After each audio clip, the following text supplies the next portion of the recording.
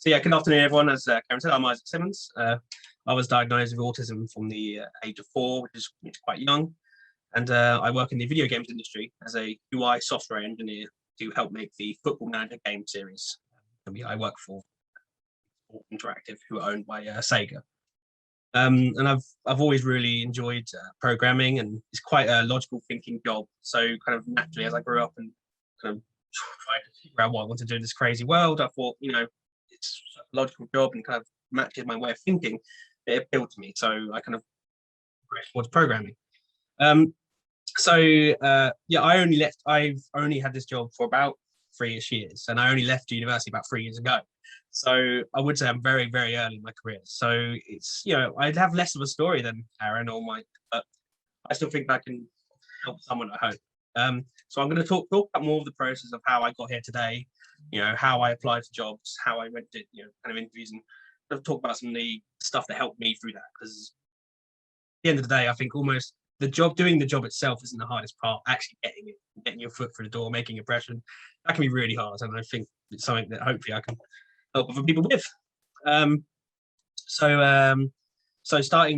obviously when I left uni, I got first, and I think I did well. I'm not trying to brag, but it's even with a first, you can find it really hard to find jobs anywhere. It's a really crowded marketplace, and I think it's even more crowded with COVID today, sadly. But you have to try and figure out how to make your mark and how to make yourself heard. So when I finished uni, I had no idea how to make a cover letter. I only had like 2 Saturday jobs, and they weren't anything to do with my kind of skills. So I went to the careers advice service. So I went to the University of Kent, and I went to the careers advice service because I was like, please help me write a cover letter, please. I have no idea. So with the covering letter, it can be really hard to sell yourself. That's one of the things I struggle with autism, is that I find it incredibly hard to lie, and that doesn't. It also extends to hiding the truth, or also exaggerating. If a tiny little white lie can make me feel really uncomfortable and make me feel like I've got an itch I really need to scratch, and just it's not a good feeling. But obviously, with selling yourself in a cover letter or a CV, it's essentially like lying, but it's not. You know what I mean? You have to exaggerate, and I found that really hard. So you kind of you need to, obviously it's bad to lie, but in this kind of situation, you need to promote yourself and show what you have to offer to employees. So the careers advisor I had, she helped me kind of break down each paragraph of my cover letter and helped me say, okay, let's look at your skills. Let's look at your I think she referred to them as transferable skills. What do you have for this? So I was applying for, originally I started as a QA tester, which was a games tester. What do you have that could get you this role and be useful and transferred from your skills? I worked as a shop floor assistant in PHS and a bartender in Wetherspoons. Yeah, well, how can they help me get a video games tester's job? You naturally you think that's nothing to do with each other. However, you look deeper into it and you get someone's help and help you analyze and kind of break down the stuff you did. There's all sorts of transferable skills at any job. They're completely different. You can always transfer some skills.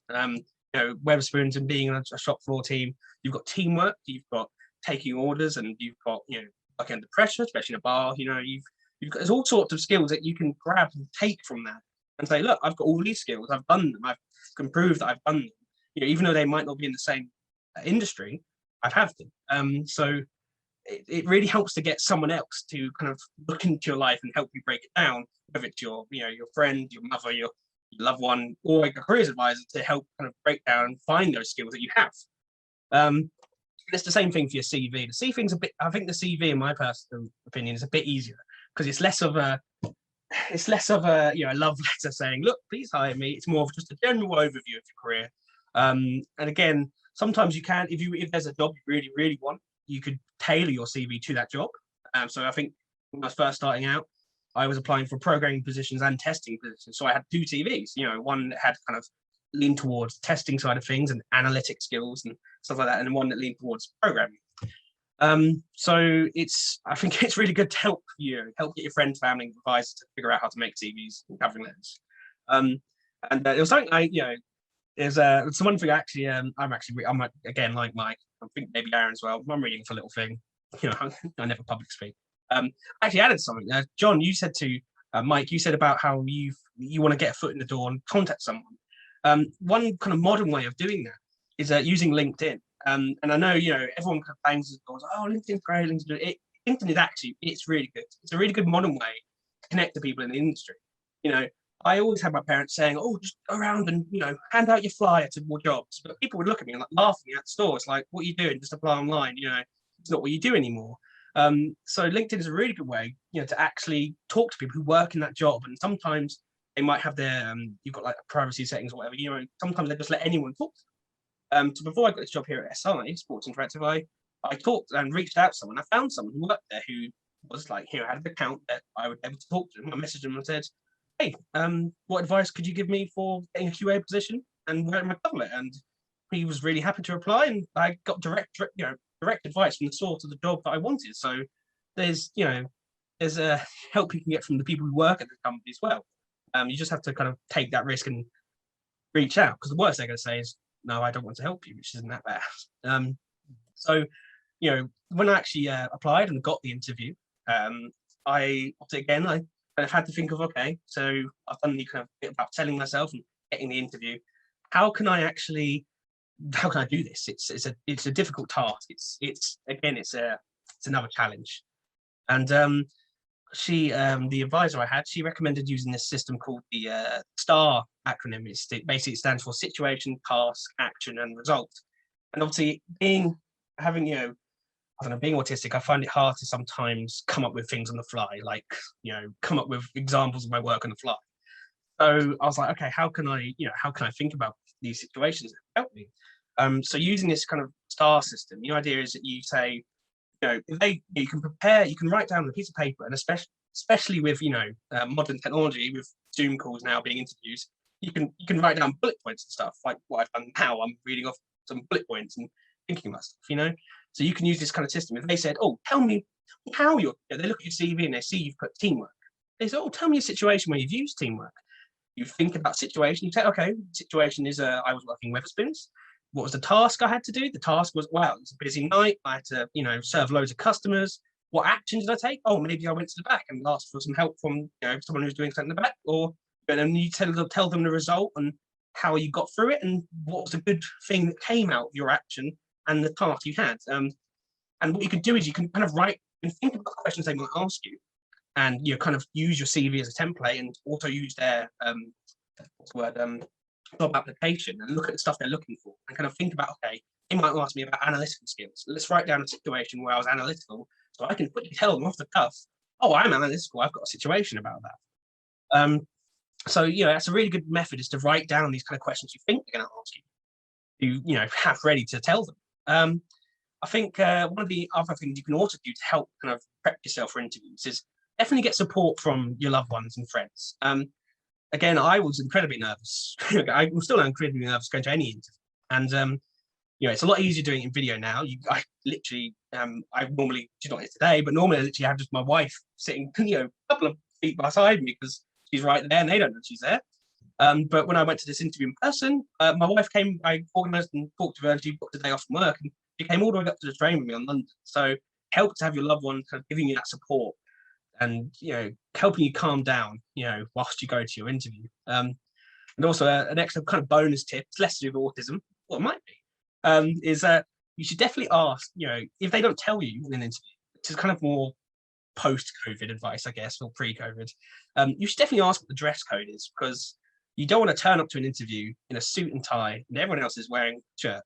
It looks embarrassing and it looks a bit silly. So it doesn't hurt. They will just say, "Oh, here's the dress code. Wear that." You know what I mean? That's so that's kind of prep you can do to help you before the interview itself. And when I actually had arrived in SI and had my interview, they kind of started with kind of easing in questions. It doesn't happen with all interviews, of course, but if it does, just try and be yourself. Normally, these kind of, when they kind of ease you in and they're kind of relaxing, they're kind of trying to grasp whether you'd fit into whatever team you'd be joining. They're just kind of chatting to you about, obviously I work for a football manager game.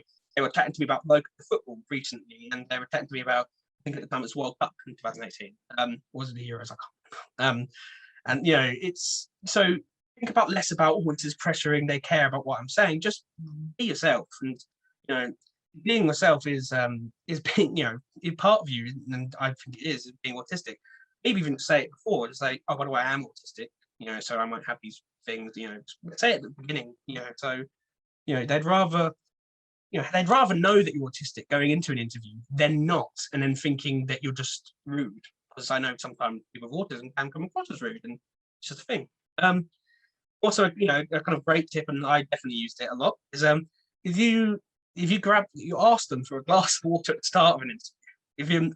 If they ask you a question and you haven't got one of these situations kind of in your head prepared, you get your glass, you take 5 seconds, you take a sip, and you can have this kind of quick 5 seconds to really kind of think about your head and think about a question to, you know, to answer that question.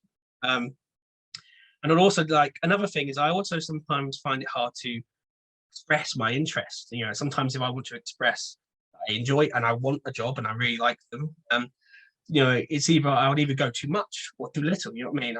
It's hard to grasp it. So one kind of way is to kind of prepare some questions. Because normally in any interview, they normally say, "Oh, do you have any questions for us?" A really great one is ask if you can be shown around the office. If they haven't given you an office tour, say, "Oh, can I be shown where I'm going to work? That'd be quite interesting." And sometimes it might catch them off guard. I know my interview did, and they said, "Oh, yeah, sure." And they have, you know, they said no one else had asked them for a tour, but you stood up and they took me around the office, and you know, it's an easy way to show that you're interested without having to do much, you know. And plus, you get to call to your studio or wherever you're working. So yes, that's kind of some prep about, you know, how you can do interviews and TVs and such. And as I progressed into the QA role that I got, I knew that I wanted to be a programmer on the computer development side of things. So I knew that, you know, I originally all I had was a 4-month contract. You know, in games development, because it's a yearly game for Football Manager, they hire a bunch of QA testers for 4 months and then get rid of the not so good ones and keep the ones who are quite valuable, and kind of repeat this process every year. So I knew that if I wanted to kind of stay in my job, I'd have to be quite devoted and kind of focus on it. But also, it's hard because you also have to balance that with being a good people person. See, you know, being great at your job might not be enough to keep you in it. You know, I know in programming there is a fair few like kind of functioning people with autism, and again, because they come off quite rude and maybe uncouth, they'll get less jobs because they're focusing so much on being great at programming and maybe not so much at trying to fit in. And you know, it's hard. It's definitely really hard to fit in any business. But I don't know. I don't have the answer, but you know, just try and make sure you get out there a little bit, even if it puts you out of your comfort zone, because it's good to kind of make your mark, especially if you've got a short-term job, you know, and you want to keep it. So then after, you know, I had about 6 months in the end of QA, you know, whilst I was in it, I expressed my interest in becoming a programmer. And you know, whenever I had the chance, my boss or higher ups, I said, "Oh, I really want to get to the programming side of things." So eventually they kind of gave me a chance. They said, "Right, here's your, you know, the ball's in your court. Here's some books, learn it, and then we'll kind of hire you as a kind of probation programmer. And then if that goes well, and we're teaching you up, we'll do you a full-time position." And you know, even when getting that job that I fought after for so long, I had loads of nerves because there were so many people who were like more experienced than me, and you know, people who were older. Because obviously, I was only 20 at the time. You know, people who are older, people with experience, and I don't know, almost kind of had the imposter syndrome. That even though I was doing fine at my job, and my manager was saying, "Doing good, you're learning well," I almost gave up and, you know, asked to get demoted again. But it's kind of, you know, I got support from my mentor there to sign me, and I was honest with him. I talked to him. I said, "Look, mate, you know, I'm feeling this. I'm feeling these reasons.